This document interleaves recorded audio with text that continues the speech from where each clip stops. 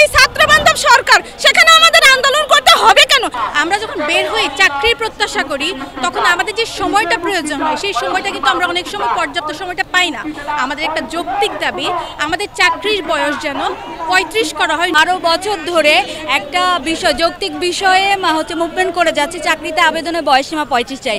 চাকরিতে আবেদনের বয়সসীমা আমাদেরকে পথে নামতে হবে না, তারা করে দিবেন, কিন্তু দেখলাম যে না, নিয়মতান্ত্রিকভাবে দেওয়ার পরেও আমাদের এই দাবিটাকে তারা কর্ণপাত করেনি। বাধ্য হয়ে আজকে আমাদের এই অবস্থান কর্মসূচিতে নিতে হয়েছে। কিন্তু ডক্টর ইউনূস স্যার আমাদের ছাত্র বান্ধব সরকার বলেছিলেন যে তোমাদের যার যা দাবি আছে সেই দাবিগুলো লিখিত আকারে আমাদেরকে দাও, কিন্তু আমরা দিয়েছি। গত 10 দিন আগে আমরা লিখিত আকারে দিয়েছি উপদেষ্টা আসিফ নজরুল স্যারের কাছে। স্যার বলছিলেন আমার পিএস এর কাছ থেকে নাম্বারটা রাখো তোমরা, আমরা 5 তারিখের মধ্যে জানাবো, কিন্তু ওনারা পজিটিভ কোনো রেসপন্স করেন নাই। স্পেশালি এই আন্দোলনটা 12 বছরের, সেটা ছিল স্বৈরাচার সরকারের আমলের আন্দোলন, কিন্তু তিনি মানেন নাই স্বৈরাচার সরকার। কিন্তু এখন আমাদের সরকার, আমরা আন্দোলনটা রাজপথ থেকেই সাকসেস অর্জন করছি, আমরাই সাফল্য অর্জন করছি, আমরাই সব করছি, জীবনের ঝুঁকি নিয়ে রাস্তায় নামছি। তারপরেও আমাদের এই দাবিটা আদায় করতে রাস্তায় নামতে হচ্ছে। আমরা লিখিত দিয়েছি, 5 তারিখে আমাদেরকে জানানোর কথা ছিল, জানাইনি। এখন আমরা সকাল 10টা থেকে এই রাস্তায় 5 ঘন্টা কেন? আমরা দেখেন বাংলাদেশের যে প্রেক্ষাপট, এখানে একটা স্টুডেন্ট তার অনার্স মাস্টার শেষ করে বের হতে 27 থেকে 28 বছর লিখে যায়, কারণ যেহেতু সেশন জট আছে, আমাদের একটা মহামারী গেল। সেই জায়গা থেকে আমরা যখন অনার্স মাস্টার শেষ করি, আমাদের ম্যাক্সিমাম স্টুডেন্ট কিন্তু মধ্যবিত্ত পরিবারের অথবা নিম্ন মধ্যবিত্ত। তো আমাদের পরিবারের একটা চাওয়া থাকে যে চাকরিতে আমরা যখন পড়াশোনা শেষ করবো আমাদের একটা ভালো চাকরি হবে। আমরা যখন বের হই চাকরির প্রত্যাশা করি, তখন আমাদের যে সময়টা প্রয়োজন হয় সেই সময়টা কিন্তু আমরা অনেক সময় পর্যাপ্ত সময়টা পাই না। অনেকেই হয়তো ছোটোখাটো একটা চাকরিতে আমরা জয়েন করে ফেলি, কিন্তু আমাদের মধ্যে কিন্তু ওই আশাটা থেকে যায় যে আমরা যদি একটু সুযোগ পেতাম তাহলে হয়তোবা চেষ্টা করলে আমরা হয়তোবা আমাদের কাঙ্ক্ষিত লক্ষ্যে যেতে পারতাম।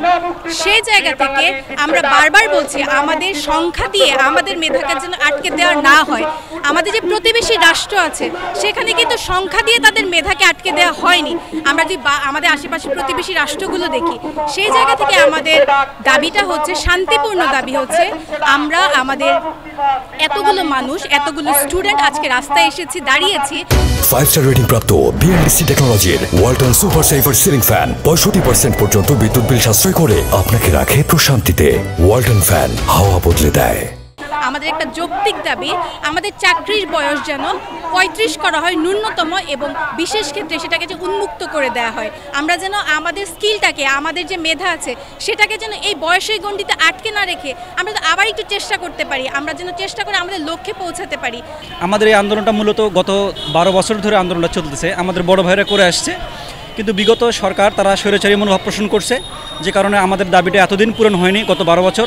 আজ যখন আমাদের মাঝে বৈষম্য বিরোধী আন্দোলনের পরে এখন নতুন এক বৈষম্যবিহীন এক বাংলাদেশ আমরা যখন তৈরির পথ যখন উন্মোচিত হয়েছে, তখন আমরা পথে নামছি। 12 বছর ধরে একটা বিষয় যৌক্তিক বিষয়ে মুভমেন্ট করে যাচ্ছে। চাকরিতে আবেদনের বয়সসীমা 35 চাই। স্বৈরশাসকের পুলিশ লীগ দ্বারা আমি নির্যাতিত হয়েছি 2022 সালে 16 জানুয়ারি। আমাদের একটা আশা জেগেছিল যে নতুন সরকার আমাদেরকে চাকরিতে আবেদনের বয়সসীমা আমাদেরকে পথে নামতে হবে না, তারা করে দিবেন, কিন্তু দেখলাম যে না, নিয়মতান্ত্রিকভাবে দেওয়ার পরেও আমাদের এই দাবিটাকে তারা কর্ণপাত করেনি। বাধ্য হয়ে আজকে আমাদের এই অবস্থান কর্মসূচিতে নিতে হয়েছে। আমাদের দাবিটা শোনেন, আমাদের দাবির যৌক্তিকতাটা পরিমাপ করেন। একটা আন্দোলন 12 বছর ধরে চলমান, তাহলে এটিকে অবশ্যই যৌক্তিক।